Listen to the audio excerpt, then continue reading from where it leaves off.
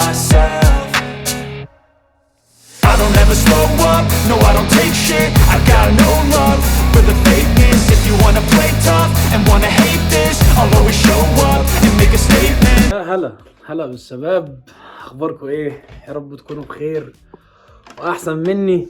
خلينا نظبط الكلام ده ثواني بس، اعتقد كده زي الفل.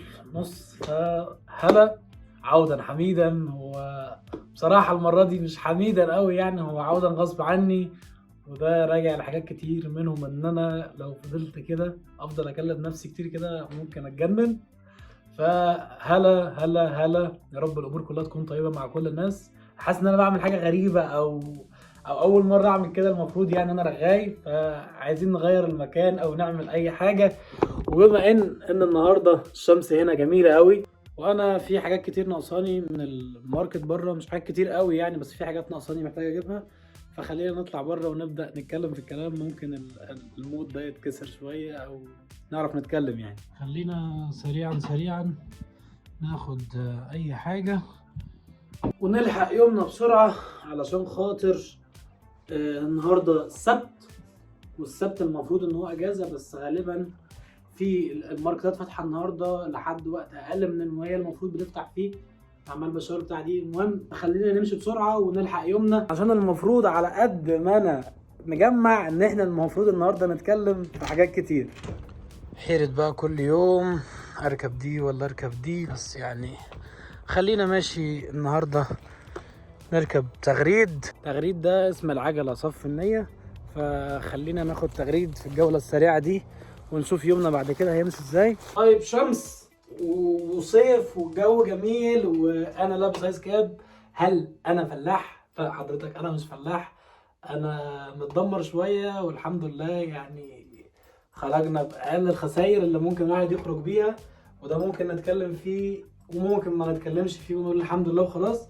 وخلينا برضه ناخد جاكيت، وده علشان هنا ممكن تبقى شمس وفي ثانية تلاقيها قلبت زعابيب ومطر، فخلينا في الأمان. خلينا ناخد العدة دي، خلينا ناخدها معانا نوديها الشغل، وشنطة برضه عشان الحوار ده هنا مهم، ونتحرك عشان نتمنى ان احنا نلحق يعني. It works? Yeah, it works. You want anything? I don't need it. Sure? Okay. حلو. خلينا نبدأ اليوم وننطلق.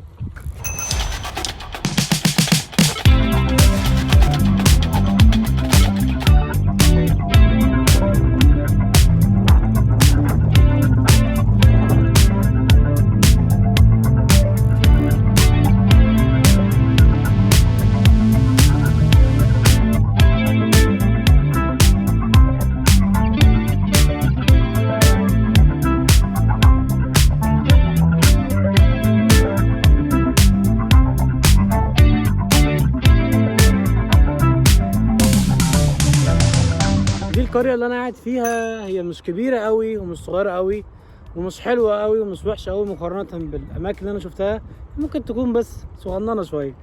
المهم الفترة الاخيرة في حياتي حصل كمية احداث مهولة، منها اللي انا عادي ممكن اقدر اعديه، ومنها اللي هيفضل معلق في دماغي زي كابوس حرفيا عمري في حياتي ما انساه. ولكن خلينا نكون ايجابيين ونتكلم على اهم الاحداث، او مش اهم الاحداث قوي، خلينا نتكلم على ابرزها، وهي ان انا حاليا موجود في المانيا. طيب بعمل ايه في المانيا ولا بلا بلا، واليورو بكام وبتشتغل ايه وبتقبض كام والقصص دي كلها؟ بصراحه مش حابب اتكلم في الموضوع ده دلوقتي خالص، مش بخلب المعلومه خالص والله ولا اي حاجه، بس هيجي لها وقتها ونتكلم فيها. ولكن حاليا انا مش مستعد ان انا اتكلم في اي حاجه من الحاجات دي. انا بدور بس على قلبي، مش عارف هو راح فين، وكان هنا المفروض كان جنبي يعني. خلينا نشوفه عشان غالبا هو قدامه نص ساعة ويقفل يعني، فعايزين ننجز. وصلنا القلدي، اقسم بالله العظيم اللي يمشي ورا الجي بي اس ده يروح ليبيا، ما يروحش المكان اللي هو عايز يروحه. هناك ده مثال للراجل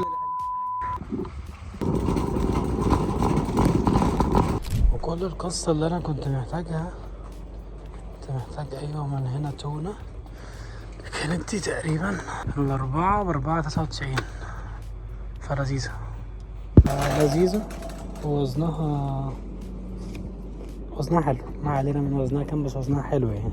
ممكن سريعا نبص على اسعار اللحوم. هو احنا في الطبيعي ما بنجيبش من هنا، بس عادي ممكن نبص على الاسعار. يعني ده ب10 يورو، ده ب4.99، مش عارف ايه، حاجات كلها اللي ياكلها يخش النار. وانا محتاج طماطم 2.49 يورو. حلو. انا مش عارف حلو ولا وحش، بس بقول حلو وخلاص، يعني شكلها حلو. خيار ده مش خيار، خيار ورا بس، خيار قد دراعي كده، مش مريحة بصراحة، مش مريحة من كل الجوانب يعني. المكرونات الكيس نص كيلو ب79. انا عايز من ده 2. جربته مرة قبل كده وحلو، نظرا لان العيش مش موجود هنا زي عندنا، فده كويس، بستغله، حلو فشخ، ماسكه كده بغتصبه. ده العيش اللي المفروض ان هو بيتاكل هنا، بيجيبوه وبيقطعوه في المكنه اللي هناك دي، فانا بستخدم ده. حلو. لبن كامل الدسم، لا مش كامل، 3.5%، محتاجين 2. وانا مش جاي اعمل جوله اسعار او اي حاجه، او جاي اعرض السوبر ماركت هنا، انا بس عشان خاطر موجود فبوريكم على الاقل اللي بجيبه، فكويس عشان انا بوريكم اصلا اللي بجيبه. فقصه 60,000 نوع زبادي عشان تاخد علبه زبادي، ما بقى قصه في قصه عشان تاخد علبه زبادي. ممكن ناخد واحده بيبسي. جيب بيبسي ليه يا زنديق يا عدو الله؟ عشان خاطر مفيش سيناكولا في المصحف، مفيش سيناكولا ولا في بج، يعني تجيب واحده كده كل فين شويه حلوين.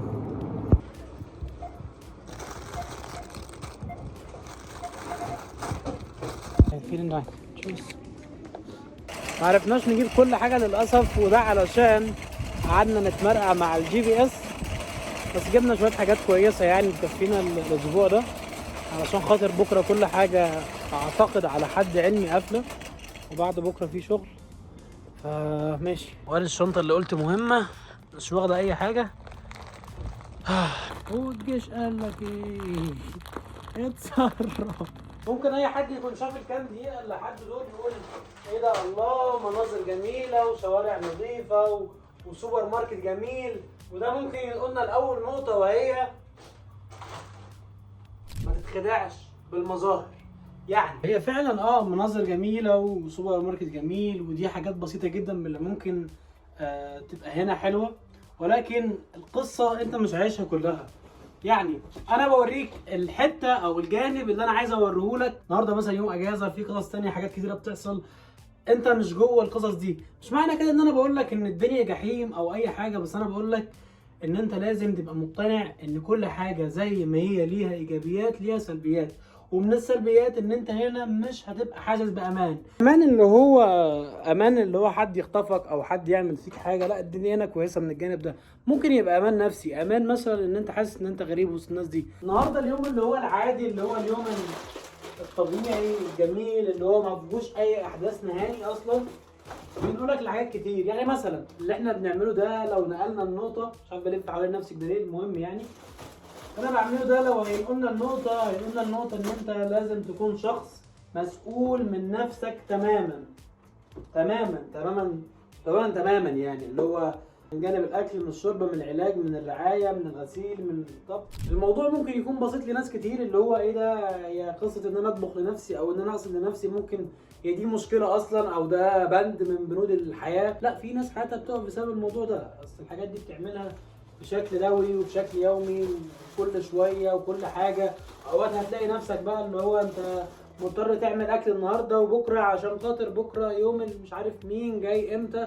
فده بند مهم جدا. انت لو مش عندك قابليه او انت مش مجرب ده في بلدك، مش شرط ان انت تسافر اوروبا او اي مكان، لو انت مسافر تشتغل في مكان تاني عادي جنبك 4 متر، لو مش في قابليه للموضوع ده انسى حرفيا، لان انت هتلاقي نفسك في زون بره خالص اللي انت كنت حاسبها. والله هي الخطه ال1000 يعني ما كانتش مكرونه نهائي، ولكن عشان خاطر الساعه بقت 1000 برضو، فاحنا ممكن نعمل مكرونة سريعا. قد معلوماتي البسيطة ان الاكلة دي بتحتاج الفراخ دي من مكان كويس ان شاء الله حلال يعني، زبدة والمكرونة اللي تتحاسب دي. بس ده على قد معلوماتي، وخلينا نشوف هتودينا لفين الطبق ده.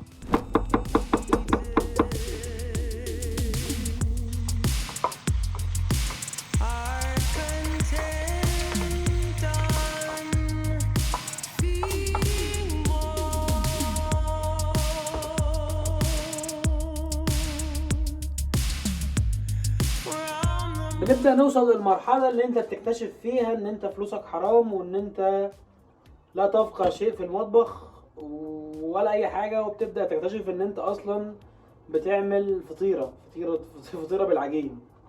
مش عارف هي المفروض القصة دي بتتعمل بقى بمقادير، ومش عارف قد ايه دقيق بيبدأ ياخد قد ايه حليب، والامور بتطلع طيبة بس يعني بالحب. كل ما تحس ان هي محتاجة اديها، واللي انت هتطبخه انت اللي هتاكله في الاخر يعني. طب والله احلى من المرة اللي فاتت. المرة اللي فاتت كانت تقيلة يعني، محتاجين نطفي النار عشان هي بتتقل غالبا. نقطة أخيرة وممكن بعدها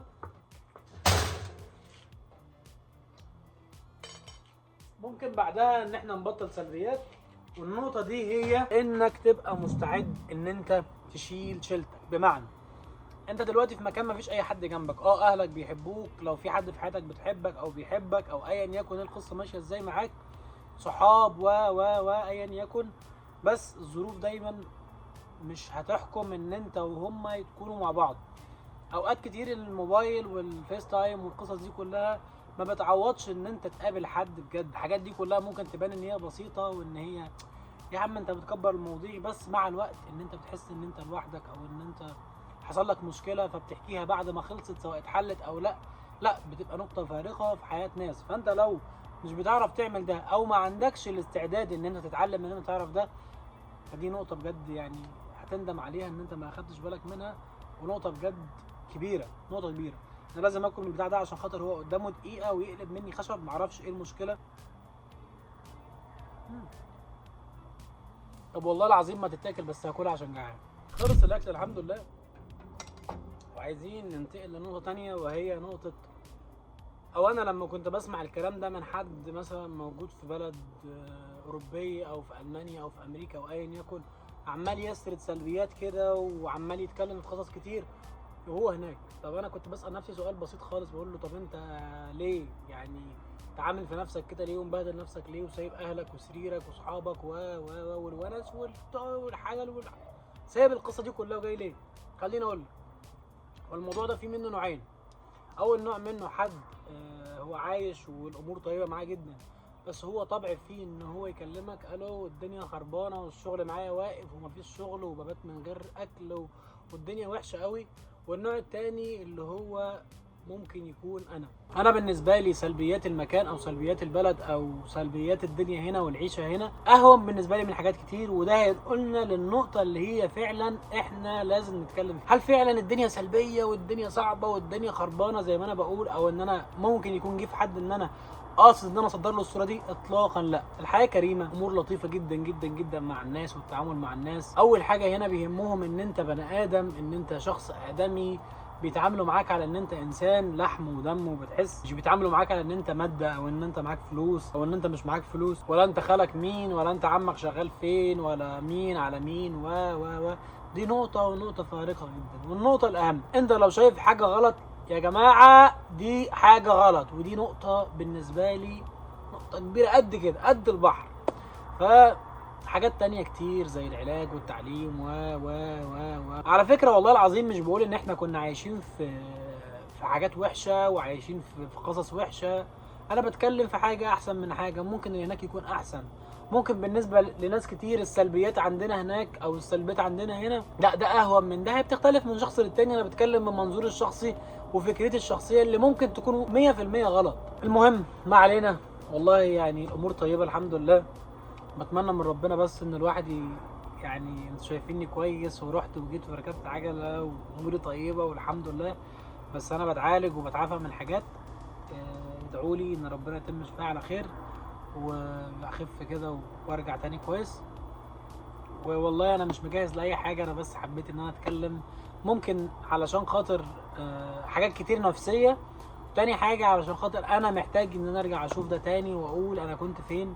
مش بقول بقى هو هبقى فين، لا ممكن ابقى في اوحش. الامور كلها بايد ربنا وما بحطش خطط بعيده، انا شخص واقعي زي ما بقول لكم. فبتمنى ان الكلام ده يبقى ليه اثر ايجابي في حياه اي حد، او الدردشه دي يبقى ليها اي لازمه. وعلى العموم انا بفكر ان انا ابقى موجود على طول. هحاول، او انا ما عنديش وقت نهائي نهائي نهائي والله العظيم، وبس النهارده اجازه. فهحاول ان شاء الله ان انا ابقى موجود. معرفش الخطه تمشي ازاي، معرفش اللي انا بعمله ده اصلا ممكن يكمل ولا لا. بس على العموم انا حاسس ان انا اهدى شويه وكويس شويه، وبتمنى ليكم كل الخير، تحققوا كل احلامكم وتبقوا في احسن الاماكن. وكل واحد بيتمنى اي حاجه ايا كانت داخل مصر او بره مصر او ايا يكن يحققها ويبقى احسن واحد في الدنيا.